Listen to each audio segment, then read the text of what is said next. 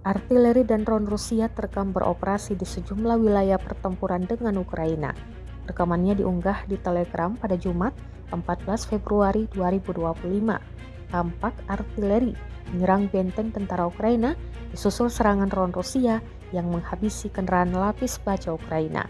Dalam keterangan unggahan disebutkan penyerangan dilakukan di Cherkaskoe, jembatan Kolmakov, dan wilayah panas lainnya.